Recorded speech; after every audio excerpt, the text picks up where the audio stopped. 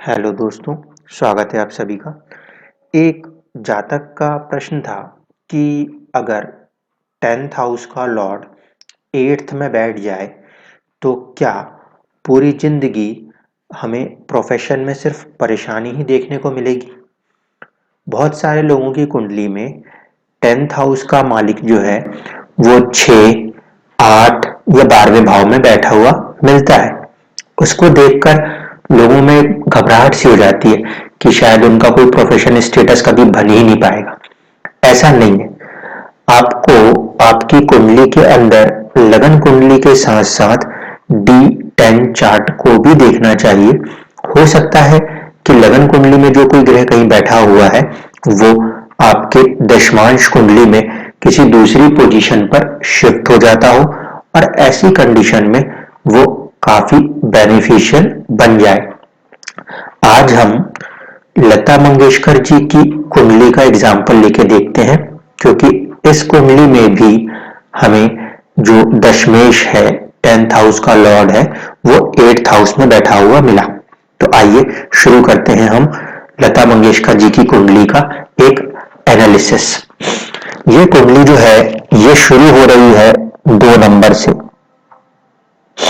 ये 2 नंबर से शुरू होने का मतलब है कि ये वृषभ लगन की कुंडली है और इस राशि के स्वामी होते हैं शुक्र देव। हम अब अपने लगन को देखने की कोशिश करते हैं। सबसे पहले तो हमें देखने को मिलता है कि हमारे को जो लगन मिला हुआ है वो है आपका 29 डिग्री पे और मृगशिरा नक्षत्र में।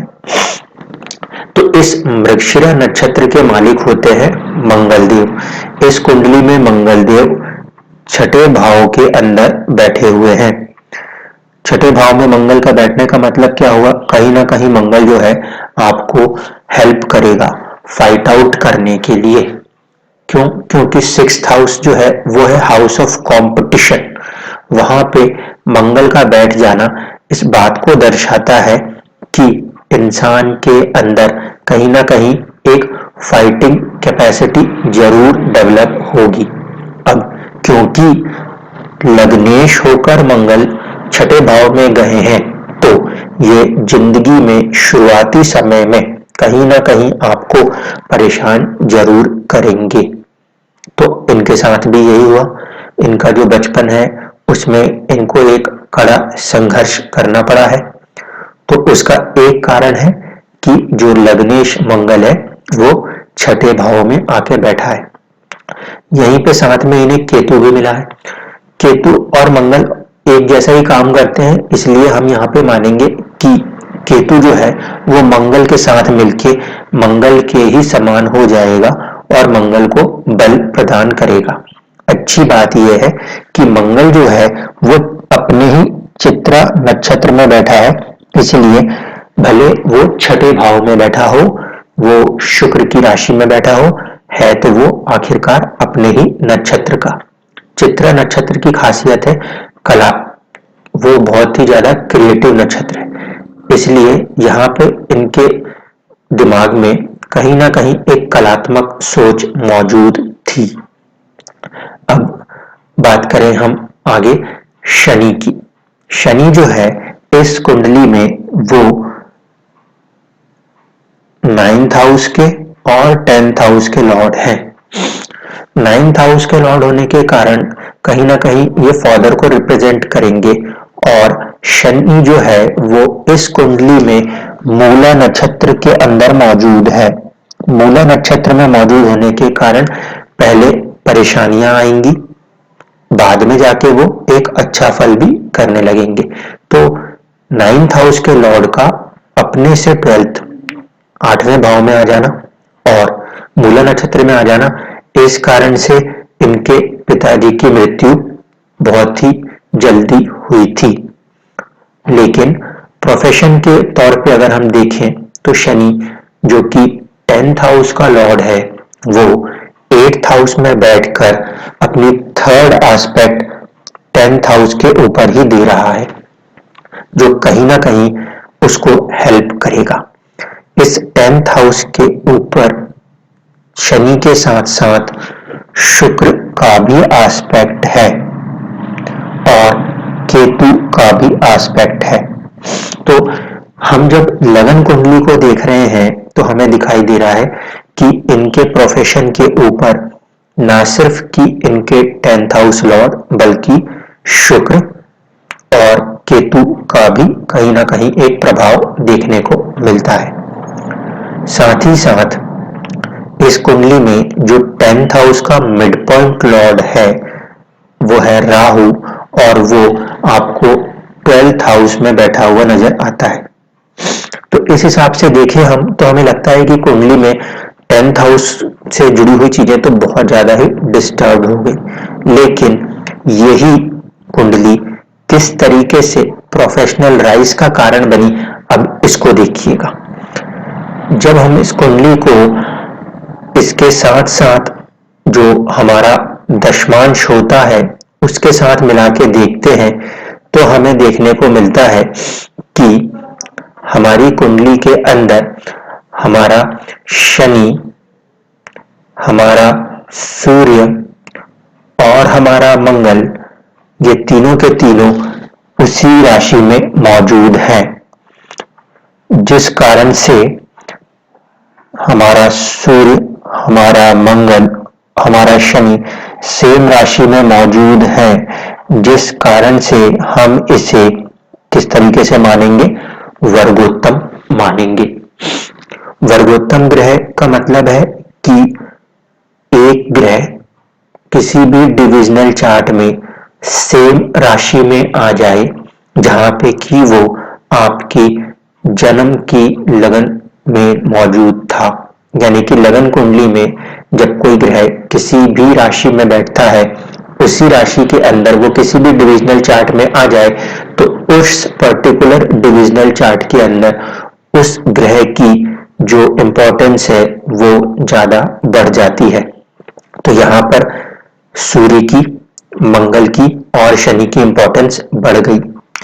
साथ ही साथ अब आप ऑब्जर्व करके देखिए कि इस कुंडली में जो कि D10 का चार्ट है, जो आपको प्रोफेशन बताएगा, इसके अंदर 10th हाउस में बुध आया है और लगन कुंडली में ये बुध उच्च का हुआ था 5th हाउस में, हाउस ऑफ एंटरटेनमेंट में। साथ ही साथ बुध जो है मरकरी, वो 2nd हाउस का लॉर्ड है। तो 2nd हाउस का लॉर्ड और 5th हाउस का लॉर्ड होकर मरकरी प्रोफेशन के लिए इनके 10th हाउस से कनेक्ट हुआ है, जो कि इस बात को दर्शाता है कि इनकी एक अच्छी फैन फॉलोइंग्स होगी। क्यों? क्योंकि 5th हाउस का लॉर्ड है। साथ ही साथ 2nd हाउस जो होता है वो वाणी का होता है, और 2nd हाउस का जो या फिर वॉइस या स्पीच का जो कारक ग्रह है वो भी कहीं ना कहीं बुध ही होता है। इस कारण से बुध जो है इस दशमांश में एक अच्छी वाणी और एक अच्छे व्यापार को दर्शाता है, फैन फॉलोइंग को दर्शाता है। इस बुध के ऊपर गुरु और चंद्रमा का गज केसरी योग बनकर एक दृष्टि डाल रहा है। गुरु जब भी 10th हाउस को देखेंगे तो वो वहां पे वृद्धि ही करेंगे, और यहाँ पे गुरु और चंद्रमा एक साथ बैठ के देख रहे हैं, जिसे कहते हैं गज केसरी योग। अब क्योंकि ये डिविजनल चार्ट हम प्रोफेशन के लिए देखते हैं तो ये इस बात को दर्शाएगा कि ये इंसान अपने प्रोफेशन में सबसे हाईएस्ट पीक पर जाएगा। गज हाथी, केसरी शेर, जो कि ज्यादातर हम सुख संसाधनों के लिए देखते हैं, लेकिन क्योंकि ये डिविजनल चार्ट स्टेटस या प्रोफेशन को दर्शाता है तो यहाँ पर ये चीज इंडिकेट करती है कि कहीं ना कहीं इंसान अपने फील्ड में सबसे टॉप पोस्ट की गद्दी पे बैठेगा। तो इनको इस योग ने इनके प्रोफेशनल स्टेटस में एक सबसे बेहतरीन राइज दी।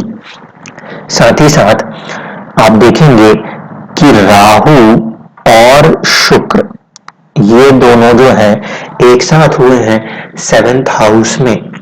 राहु और शुक्र जब एक साथ आते हैं तब इंसान में एक कलात्मक नेचर डेवलप होता है, क्योंकि बिना राहु और शुक्र के कोई भी इंसान कभी भी फिल्म लाइन के अंदर सक्सेस हासिल नहीं कर पाता या सिनेमा लाइन के अंदर सक्सेस हासिल नहीं कर पाता।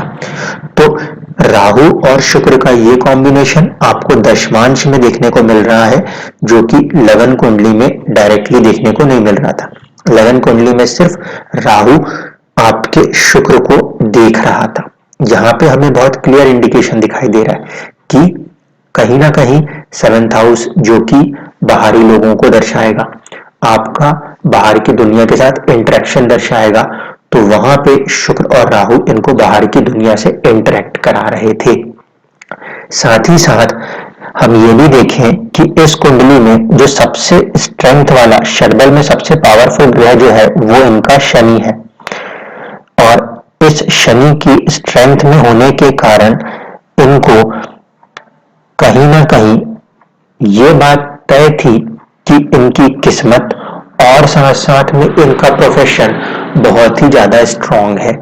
सेकंड नंबर पे स्ट्रांग प्लेनेट अगर कोई देखने को मिला तो वो है इनका मंगल, और मंगल इनका क्या था? लग्नेश था। तो इस तरीके से हम ये देख के D10 में जाके कंफर्मेशन कर सकते हैं कि अगर कोई ग्रह भले आपको देखने में लगता है कि वो आपका 10th हाउस का लॉर्ड है और वो 6, 8 या 12 किसी भी भाव में बैठा है, तो वहां से देखने के बाद आप D10 चार्ट पर आए, D10 चार्ट को अपने लगन की राशि के तुल्य बना दें। इसके बाद फिर देखें कि वहां पे कोई प्लेसमेंट चेंज हो रही है या फिर वो वर्गोत्तम हो रहे हो। ऐसी सिचुएशंस में कई बार आपको बुरे भावों में बैठे हुए ग्रह भी एक अच्छा फल दे सकते हैं। इसीलिए मुझे उम्मीद है कि आज के बाद आप इस बात को देख के एकदम से कोई भी डिसीजन नहीं लेंगे कि मेरा तो 10th हाउस का लॉर्ड 6th में, 8th में, 12th में चला गया, इसलिए मेरे साथ परेशानी ही परेशानी है। हो सकता है कि वो षटबल में बहुत अच्छा स्ट्रांग हो, तो फिर वो आपको हेल्प करेगा राइज करने में। हो सकता है कि वो वर्गोत्तम हो, इसलिए वो आपको हेल्प करेगा राइज करने में। और ज्यादा क्लियर पिक्चर जो होती है वो D10 के चार्ट में नजर आने लगती है जब हम उसको लगन के बराबर बनाते हैं। यहाँ पे देख रहे हैं हम कि बुध जो है वो इनके 10th हाउस पे आके इंपॉर्टेंट फैक्टर बना रहा है, तो इसने इनको बेसिकली वॉइस, म्यूजिक्स इस तरफ पे लेके आया। क्यों? क्योंकि जिसके बिना जब हम D1 के चार्ट को देखते हैं, लगन की कुंडली में देखते हैं, तो वहां पे 10th हाउस आपको खाली मिल रहा था, सिर्फ शुक्र की आस्पेक्ट थी। लेकिन दशमांश कुंडली जो है वो थोड़ा सा आपके प्रोफेशन के बारे में या आपके वर्क स्टेटस के बारे में एक फाइन ट्यूनिंग देने का काम करती है। जब हम इस कुंडली में देखना चाहेंगे कि इंसान का स्टेटस किस लेवल पे होगा, तो दो चीजों को हमेशा देखना होता है। एक तो ये कि जो आपके लगन कुंडली से 10th हाउस बन रहा है, लगन कुंडली से 10th हाउस बन रहा है, उस 10th हाउस के मालिक का षटबल कितना है। अगर 10th हाउस के मालिक के पास षटबल अच्छा हुआ तो भी आपको अच्छे रिजल्ट देखने को मिलते हैं, जैसे कि यहाँ पे शनि के साथ हो रहा था। या फिर दूसरी चीज जो हमें देखनी होती है वो ये कि लगन कुंडली का जो 10th हाउस का लॉर्ड है वो D10 डिविजनल चार्ट्स में जो आपका दशमांश कुंडली होती है उसमें उच्च का हो गया हो, स्वक्षेत्री हो गया हो या मित्र क्षेत्री हो गया हो। ऐसी हालत में आपका जो स्टेटस ऑफ जॉब होगा वो अच्छा होगा। अगर दशमांश कुंडली में 10th हाउस का लॉर्ड नीच का हो जाए, शत्रु क्षेत्री हो जाए, तो ऐसी परिस्थिति में जो स्टेटस होता है वो थोड़ा सा नीचे चला जाता है। तो आई होप कि आपको अब ये चीजें समझ में आई होंगी कि कभी भी प्रोफेशनल स्टेटस को चेक करना हो तो लगन कुंडली के साथ दशमांश कुंडली को लेकर आइए, और सबसे आसान तरीका जो रहता है वो यही कि दशमांश को भी लगन के बराबर बना दीजिए और फिर ऑब्जर्वेशन करके देखिए कि क्या आपकी कुंडली आपके बारे में रिजल्ट्स बता रही है। धन्यवाद।